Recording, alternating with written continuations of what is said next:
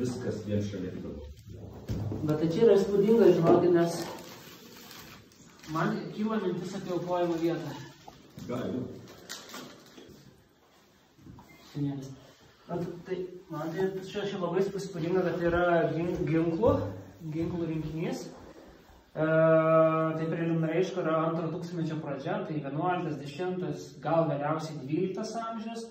Ir žvelgiant tą bendrą kontekstą mūsų Baltijos regioną, mūsų labai sieja su Skandinavija, su finno-ugrais, su estų kraštais, su baltų. Tai yra aukojimo paprotys.